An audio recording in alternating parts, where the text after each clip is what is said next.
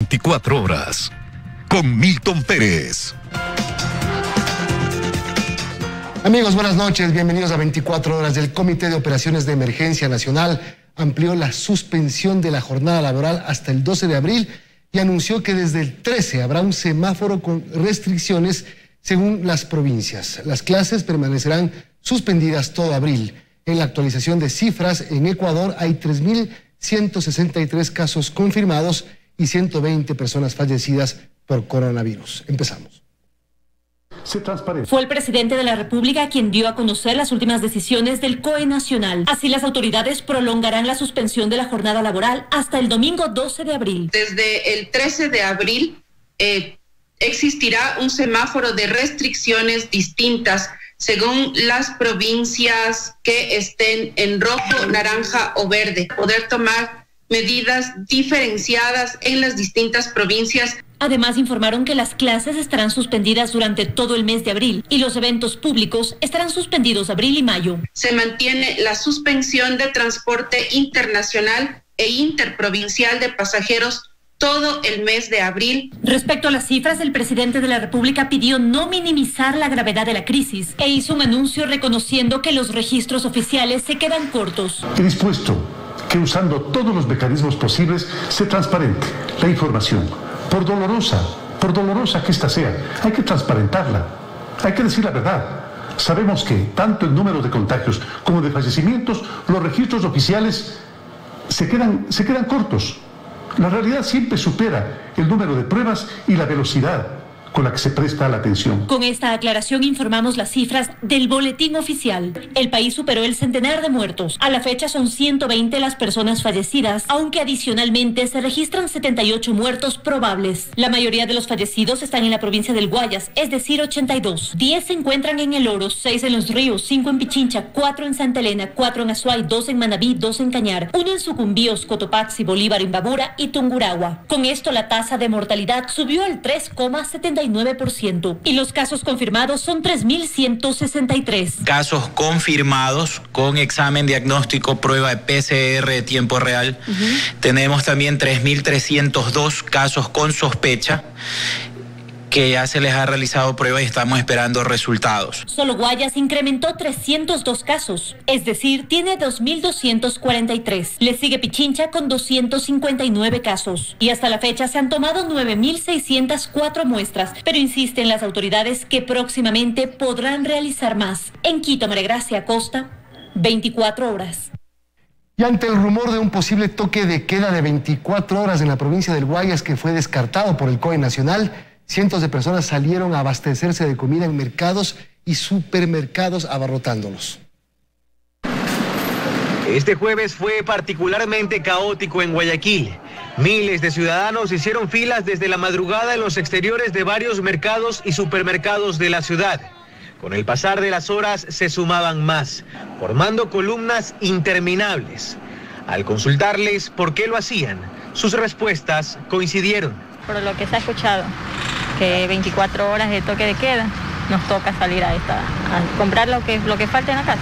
Exclusivamente por esta disposición que se va a dar de las 24 horas, los 3 días. Por eso seguimos tomando las medidas necesarias para tratar de abastecernos lo más que se pueda. Tenemos que buscar la manera de proveernos por el tiempo que vaya a durar esto. Y es que el miércoles por la noche se difundieron varias noticias falsas en redes sociales sobre un posible toque de queda de 24 horas en la provincia del Guayas. Flaco favor hizo el gobernador Pedro Pablo Duarte al decir en un canal nacional que él había propuesto esa medida al comité de emergencias. La propuesta finalmente no fue aceptada. Así lo informó la ministra de Gobierno María Paula Romo en su cuenta de Twitter. Pero esta aclaración no detuvo a quienes desesperados buscaron abastecerse. Incluso se irrespetó la restricción de circulación por placas. En teoría, este jueves solo debían circular aquellas terminadas en 0, pero salieron todos. En redes sociales se contaban por decenas las fotos y videos de quienes captaron este masivo desplazamiento de ciudadanos. Por decenas también se contaban las críticas a un pronunciamiento anticipado, que acompañado de noticias falsas provocó el caos en Guayaquil, donde los casos de contagio y los fallecidos siguen en aumento. Carlos Acoto, 24 horas. Por aire y tierra se hicieron los operativos de control este jueves en Guayaquil, una vez que empezó a regir el toque de queda. El sitio elegido para la intervención esta vez fue el suburbio, donde la ciudadanía demostró mejor disposición para acatar la medida.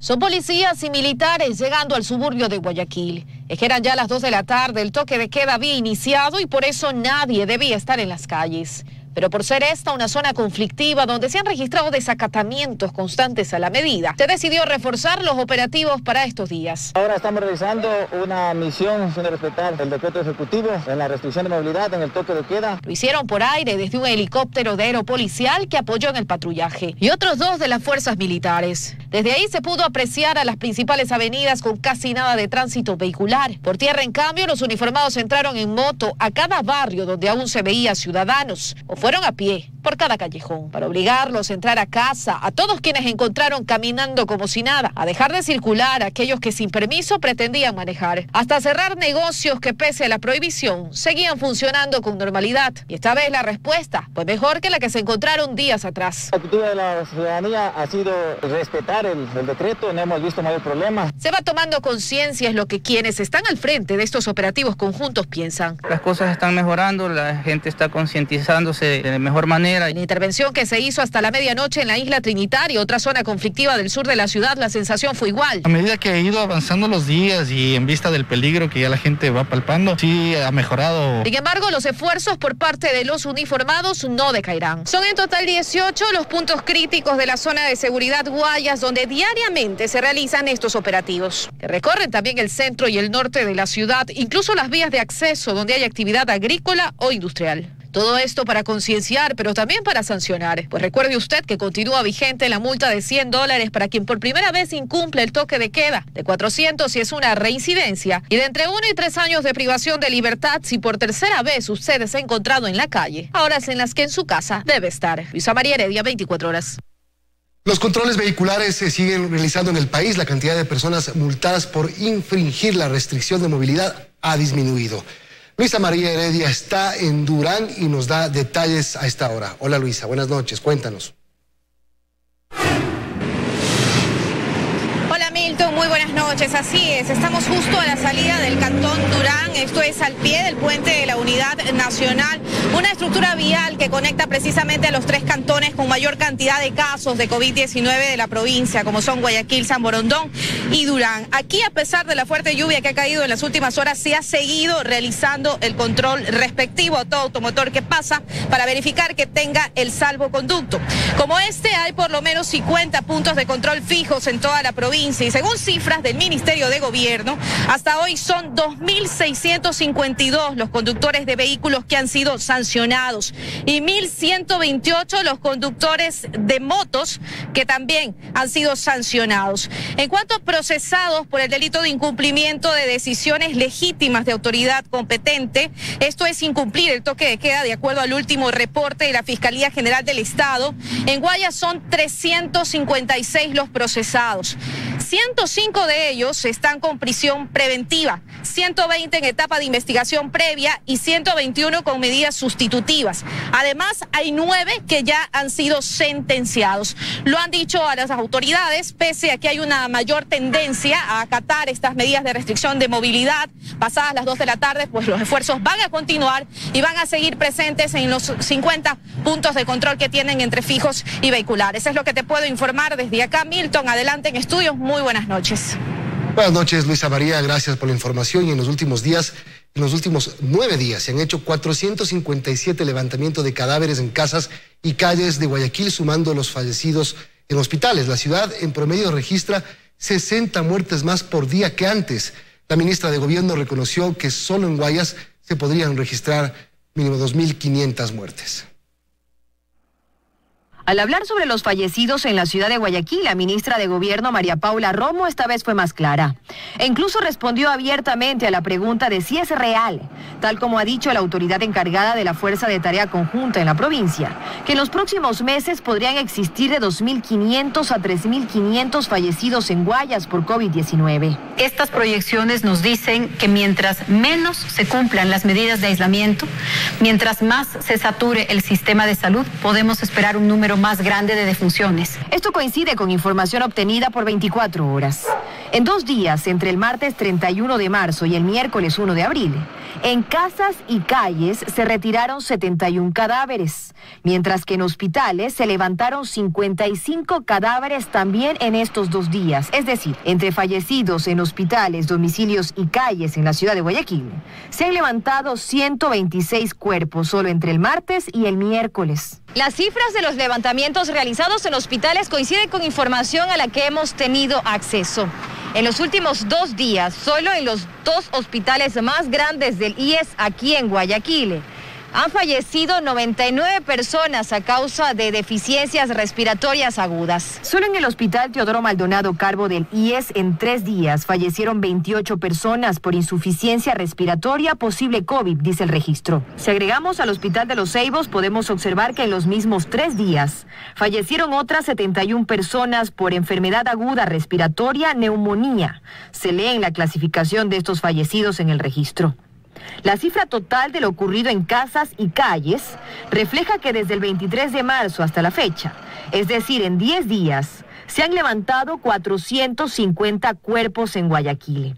No tenemos la cifra total de lo ocurrido en hospitales durante este periodo.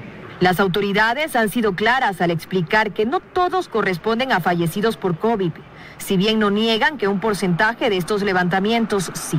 Esperamos tener listo para mañana un boletín que ya nos permita consolidar los datos hasta marzo para mostrar las defunciones inscritas en el registro civil comparado con los mismos meses de los años anteriores, para tener un contexto y para que todo el mundo tenga a su disposición esta información. Por mes en Guayaquil se registran alrededor de 1.600 muertes, es decir, poco más de 50 por día. La última semana se registraron 60 fallecidos más por día en la ciudad. Dayana Monroy, 24 horas.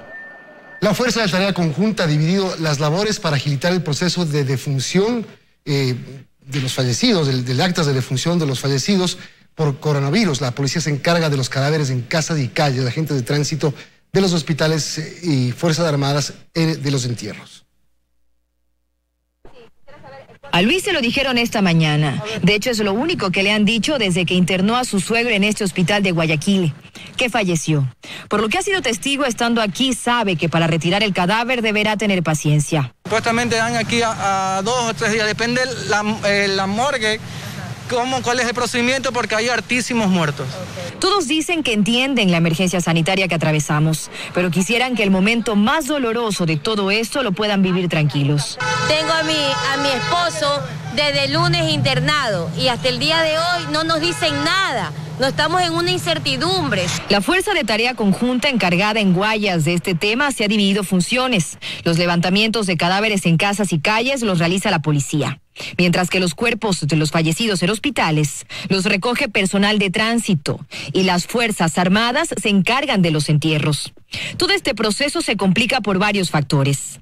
De las funerarias registradas en Guayas, que son poco más de 15, 4 están cerradas por temor o por falta de logística para su funcionamiento, mientras que las restantes no están 100% operativas.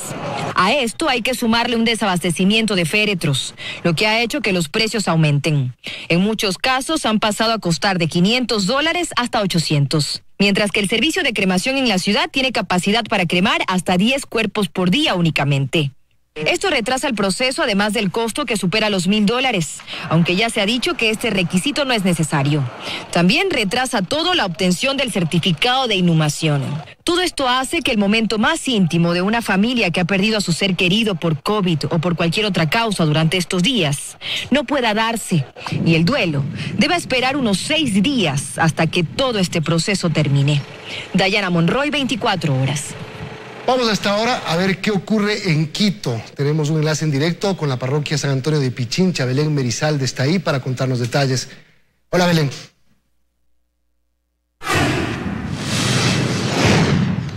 Muy buenas noches, Milton, amigos televidentes. Efectivamente, nosotros nos trasladamos hasta la parroquia de San Antonio de Pichincha, al norte de Quito. Y en este momento nos encontramos exactamente en la calle 13 de Junio y Equinoccial, que son justamente calles muy comerciales y en donde existe gran afluencia de personas usualmente. Sin embargo, como ustedes pueden ver, ya en el toque de queda, estas calles lucen prácticamente desoladas. Mientras nosotros preparábamos nuestros equipos para llegar a sus pantallas, evidenciamos la presencia de muy pocos vehículos. Sin embargo, esa no es la misma realidad en otros sectores de la capital. Para que ustedes lo puedan ver, les hemos preparado el siguiente informe. Los recorridos de militares, policías y bomberos para verificar que la ciudadanía cumpla con el toque de queda no cesan. Antes de que el reloj marque las 2, su objetivo es persuadir a las personas a través de las sirenas y los llamados por altavoz para que acaten la disposición gubernamental. Pero luego de esa hora, los recorridos son para sancionar a los infractores. Dicen que la mayor parte de transeúntes durante el toque de queda son habitantes de calle y que con ellos poco se puede hacer, mientras que a los conductores de vehículos que detienen en los puntos de control les solicitan el salvoconducto que les permite circular en este horario. Nosotros hemos visto en estos últimos días bastante afluencia de vehículos. Y es que todos los autos y motos que son retenidos en los controles presentan los salvoconductos requeridos. De allí que hacen un llamado para que este documento sea utilizado con transparencia y responsabilidad. Recuerde que por ahora la única vacuna contra el coronavirus es quedarse en casa. En Quito, Belén Merizalde, 24 horas. Una vez más, el consejo precisamente es que usted y su familia se queden en la casa para así frenar el número de contagios. Con esta información nosotros regresamos a estudios. Que tengan una buena noche. Gracias, buenas noches. Y como ya se anunció, las clases en el régimen Costa para el periodo 2020-2021 se iniciarán el 4 de mayo. Debido a la crisis causada por la pandemia, las autoridades anunciaron que este año lectivo será mediante el uso de medios virtuales. El Ministerio de Educación anunció que el ciclo lectivo 2020-2021 se iniciará el próximo 4 de mayo para el régimen Costa. Durante las primeras semanas, los estudiantes realizarán actividades mediante el uso de medios virtuales que, según señala el comunicado del Ministerio, servirán para repasar aprendizajes previos, refrescar conocimientos y prepararse para los aprendizajes y habilidades que desarrollarán durante el nuevo periodo escolar. Estos lineamientos aplican para instituciones educativas fiscales, fiscomisionales, municipales y particulares. Quienes no cuenten con los medios tecnológicos para implementar educación virtual o a distancia, igual iniciarán sus actividades el 4 de mayo y usarán recursos educativos disponibles en www.educacion.gov.es. Las autoridades aclaran que no se solicitará la compra de útiles y textos escolares, sino hasta que se levante la emergencia sanitaria. Aquellas instituciones que ofertan programas de bachillerato internacional podrán iniciar sus actividades a partir del 23 de abril, igual de manera virtual. Educación finaliza su comunicado recomendando a los docentes integrarse con los estudiantes y sus padres a través de correos electrónicos o redes sociales. Joana Ramos, 24 horas. Los policías destinados a dar seguridad en baños en Tungurahua fueron retirados del cantón luego de que el alcalde y habitantes impidieran ayer el ingreso de 5 policías para un aislamiento. Tras una reunión del COE y la renuncia de autoridades, la policía retomará su trabajo. Los habitantes de Baños, cuando se enteraron que los policías debían retirarse, se organizaron por grupos para cuidar la ciudad desde anoche y discutiendo con los pocos policías que se quedaron. A esta hora que dicen que no tenemos que irnos a las casas, pero la gente está organizándose. Ya por la mañana no se veían policías laborando en las calles de Baños. En este UPC, por ejemplo, se retiraron los computadores y solo un policía se quedó al interior. Ningún tipo de patrullaje, ningún policía por las diferentes calles de la ciudad.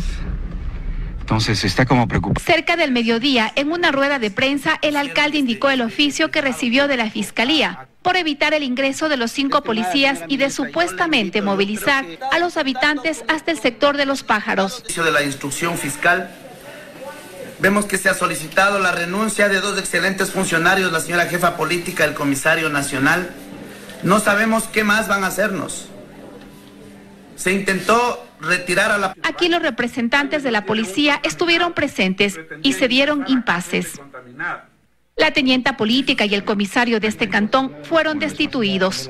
Se intentó, de hecho hay un comunicado de su comandante general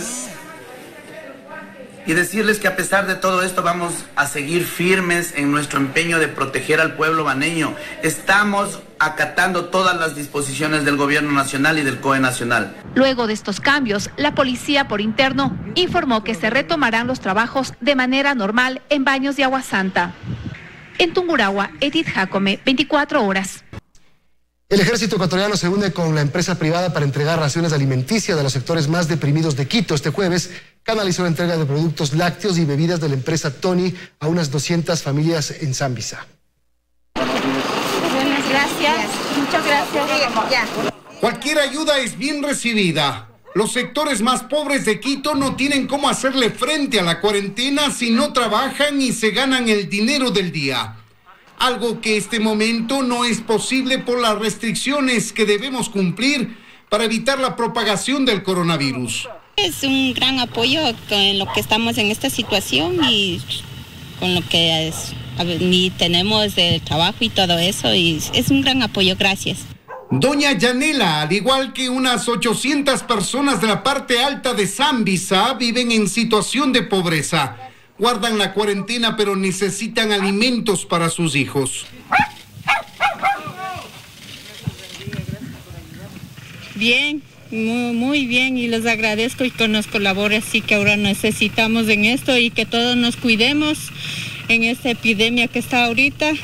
Las autoridades locales se organizaron y el ejército ecuatoriano canalizó la ayuda de la empresa privada para entregarles un pequeño kit de alimentos, lácteos y bebidas. La ayuda proviene del sector privado, ¿no? De la empresa Tony, especialmente lo que son yogures, quesos, ese tipo de víveres, ¿no? Esta ayuda se suma a la que ya empezó a entregar el gobierno. Así lo afirma la teniente político de Zambisa, que participó en la entrega de productos a unas 200 familias de este sector deprimido de la capital. Todos nos encontramos recorriendo el barrio de Yuragalpaloma, visitando los lugares más vulnerables, que bueno, también por la ayuda del gobierno nacional hemos entregado kits y ahora el ejército ecuatoriano nos está acompañando también. Empresa privada, gobierno, instituciones públicas y privadas empiezan a unirse para garantizar la alimentación de los más pobres, para que puedan enfrentar la cuarentena. En Quito, Freddy Paredes, 24 horas. La Corte Nacional de Justicia, Fiscalía y Contraloría continúan sus actividades a través de medios telemáticos. En el caso de la Corte, las sentencias son notificadas por medios virtuales, mientras que la Contraloría tiene a todas sus unidades trabajando en línea, al igual que Fiscalía. La resolución sobre la investigación por la paralización de los servicios públicos dentro de las protestas de octubre, seguida en contra del asambleísta Jofre Poma, es uno de los últimos despachos realizados por la Corte Nacional de Justicia y refleja que pese a la suspensión de varios de sus servicios de forma presencial, ellos continúan despachando. Las sentencias y otras resoluciones se están notificando vía electrónica. Es así como avanzan en su mayoría las entidades de control y de administración de justicia. En el caso de la Corte, sus trabajadores, incluidos jueces, están realizando teletrabajo. Están notificando sentencias y resoluciones por correo electrónico y realizan audiencias por Zoom. En provincias donde no se ha podido implementar el sistema, se realizan las audiencias en salas diferenciadas. La función judicial está trabajando sobre todo en el área penal. Algo similar ocurre en la Contraloría. Todas sus unidades están operativas en línea con conferencias virtuales. Hemos implementado mecanismos para dar continuidad a las auditorías en todo el territorio nacional a través de un acuerdo que permite el registro electrónico de la información y la documentación. Explicó el Contralor que tras lo ocurrido en octubre, tienen todo un respaldo digital, por lo que siguen adelante. Incluso siguen recibiendo denuncias a través de medios virtuales. En el caso de la Fiscalía, los agentes continúan realizando sus investigaciones y hasta allanamientos de ser necesario, tal como vimos este miércoles en las dependencias del IES y en algunas viviendas. Pero la mayor cantidad de trabajo se realiza por medios digitales. La Fiscalía ha seguido trabajando durante todo este tiempo, pese a la pandemia que azota a nuestro país. Estamos dotando de todos los implementos necesarios para que los fiscales en las unidades de flagrancia puedan continuar con la atención, siempre precautelando ante todo la salud y la integridad de nuestros funcionarios. Ayer también el Tribunal de Juzgamiento del caso Sobornos convocó formalmente a las partes a conocer su resolución el próximo martes. Esto se realizará en la Corte Nacional de Justicia. Aseguraron las autoridades que tomarán en cuenta todas las medidas de seguridad necesarias. Dayana Monroy, 24 horas.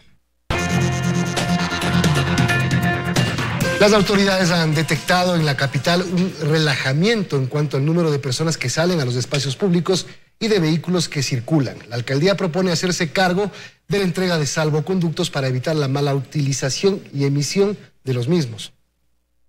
Este es el panorama diario en Tumbaco y Cumbayá, en el nororiente de Quito. Aquí las personas salen a hacer sus compras, pasear, hay ventas ambulantes por doquier y ningún control que evite que incumplan con la restricción de circulación. Personas que no necesitan salir a la calle y pues lo están haciendo. Los controles vehiculares sí se realizan en distintos puntos de esta zona de la capital. Sin embargo, las autoridades aseguran que hay gran cantidad de conductores que sacan indiscriminadamente o mal utilizan los salvoconductos. Existen muchísimos salvoconductos. Se está dando que casi el 80% de las personas que circulan por acá lo hacen con salvoconducto. Es el salvoconducto que sacó mi esposa, pero con las placas del carro para yo poder ir a ver. El secretario de Movilidad de Quito, Guillermo Abad, propone que el municipio se encargue de administrar los salvoconductos para apoyar en el cumplimiento de las medidas de restricción vehicular. Estamos solicitando al COE Nacional que le permita al municipio el poder administrar esos salvoconductos para poder tener un mejor control sobre los mismos. Se ha aumentado la circulación de vehículos particulares. 1.100 conductores han sido sancionados en el Distrito Metropolitano por incumplir con las restricciones. Y tras el incremento de vehículos que circulan por las calles, las autoridades anunciaron que radicalizarán la medida y empezarán a retener los vehículos que no cumplan con las disposiciones. En Quito, Stephanie Paz, 24 horas. Entre las nuevas medidas adoptadas por el municipio de Quito está la restricción del ingreso a compradores al por menor al mercado mayorista. Desde mañana solo podrán hacerlo aquellos distribuidores de alimentos. Queda prohibido el ingreso de toda la ciudadanía. Queda prohibido el ingreso de... Este ambiente precisamente de aglomeración y despreocupación que se registra todos los días en el mercado mayorista al sur de la ciudad hizo que el municipio de Quito reforzara las medidas de prevención para evitar la propagación del coronavirus. Los ya comerciantes minoristas que van a comprar por unidad ya está limitado por ahora por esta emergencia sanitaria, señor alcalde. Pues la medida es drástica. A partir de mañana se cierran las puertas de este centro de abasto, el más grande de la ciudad, para particulares. Solo podrán ingresar gente que pueda llegar a otros mercados, no particulares. Hay atención para los que compran al por mayor. Y era de esperarse. La medida molestó a aquellos clientes que acudieron este mediodía a abastecerse de productos. Que nos deje ingresar por lo menos una media hora o algo así para poder retirar los artículos que ya están pagados. Los han estado para la comida de la semana, o sea, ¿cómo vamos a morir del hambre? Este jueves, por seguridad de los comerciantes y debido a varias denuncias sobre el uso inadecuado de la higiene en este centro, la empresa pública de movilidad y obras públicas, junto con la empresa privada, realizaron una limpieza en la acera y locales comerciales. Plazas, mercados, lugares críticos donde se concentra bastante las personas, por lo que el día de ahora empezaremos con el mercado mayorista, alrededor de 63,000 metros cuadrados. Vamos a proceder a hacer la fumigación. Y la preocupación está latente tanto en clientes como en comerciantes, quienes solicitan a las autoridades cerrar definitivamente el mercado, no solo para particulares, sino también para los mayoristas, quienes corren peligro. Y si es que nosotros seguimos saliendo para afuera, nos dan un plazo, pero es igual, están contagiando a la gente. Y es que las resistencias a cumplir con las medidas en este centro eran varias. Los clientes tampoco respetan el ingreso con cédula hacia el interior, además que muchos no portan mascarillas y circulan sin respetar la distancia adecuada con el otro. Por ello, la medida será indefinida hasta nueva disposición. En Quito, Paul Coello, 24 horas. Vamos ahora con los temas por tu salud con el doctor Esteban Ortiz.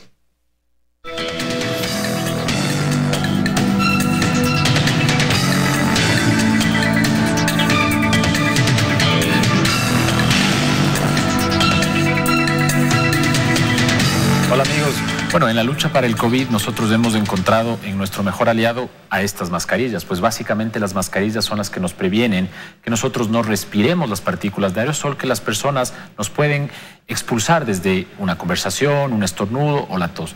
Hoy les vamos a hablar sobre los tipos de mascarillas que en realidad nosotros tenemos disponibilidad de adquirir. Pues hay 3 tipos principales. En realidad, las mascarillas de tela que cualquiera de ustedes puede hacer en su casa, estas simplemente sirven para evitar que yo expulse las partículas de saliva más lejos de la mascarilla.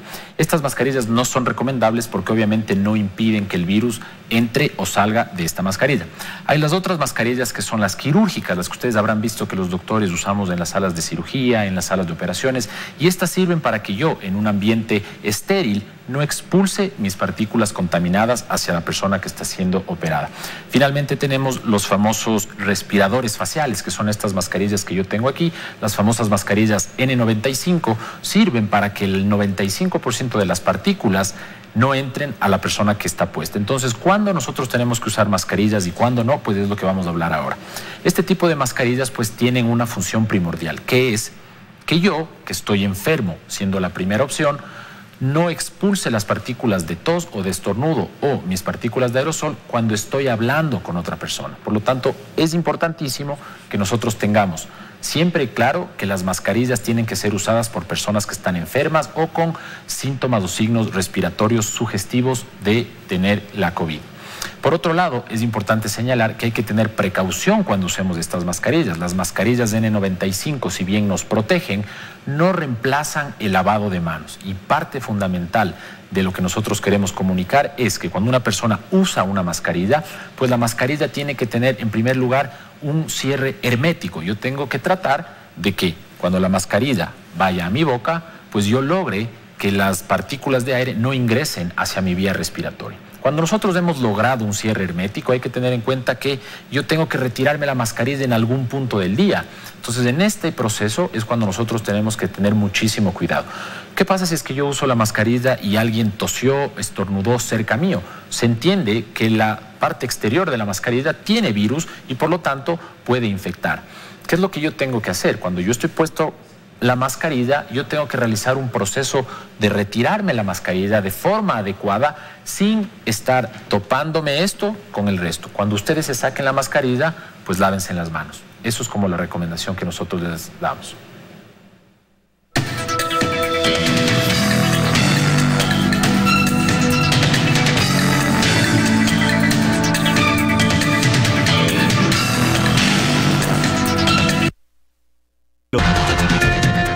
Las noticias: miles de personas continúan trabajando en esta emergencia sanitaria, doctores, policías, quienes hacen entregas a domicilio. Conozcamos qué hacen cuando llegan a sus casas. Mascarillas, guantes y en algunos casos gafas protectoras ya forman parte de la vestimenta que marca el día de trabajo presencial en Guayaquil. De los que no pueden quedarse en casa, como los guardias de seguridad que se desvelan por la protección de familias. Pero ellos, ¿cómo se cuidan? ¿Cómo hacen cuando llegan a sus hogares? Normalmente nosotros llegamos como de costumbre, saludamos a nuestros hijos, a nuestras esposas, y ahorita pues la cosa es muy diferente. He tomado la precaución de coger una tina en la entrada de mi casa con cloro. Una vez que llego, ingreso los pies dentro de la tina y los desinfecto. Los repartidores de comida que siguen recorriendo las calles desoladas de la urbe porteña para deleitar los antojos de quienes en cuarentena no se privan de consumir sus platos favoritos. Anteriormente llegaba a saludar a mi familia, ahora no, ahora debo desinfectarme, lavarme los zapatos, quitarme la ropa, utilizar el gel, el alcohol. Los empleados de la salud que están en la primera línea de combate y que viven al límite de la pandemia nos cuentan. Gorro, gafas, guantes, bata, mascarilla, todo lo que sea necesario para proteger a la familia. Y de esa forma no enfermarme y al día siguiente seguir al frente de la batalla para ayudarte. Los uniformados de la Policía Nacional, esos héroes de la paz que en estos días han doblado turnos por la seguridad ciudadana. La Policía Nacional no va a descuidar el trabajo y el servicio que brinda a los ciudadanos del país.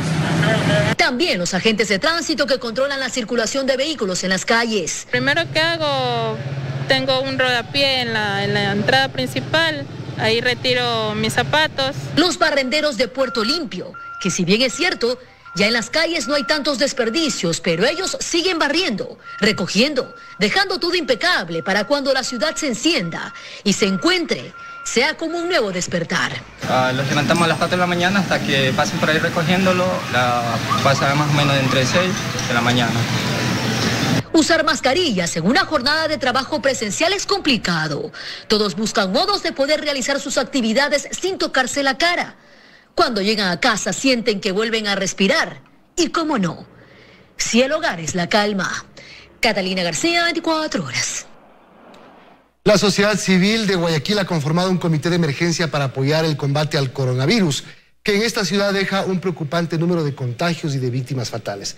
El comité será presidido por el exalcalde Jaime Nebot.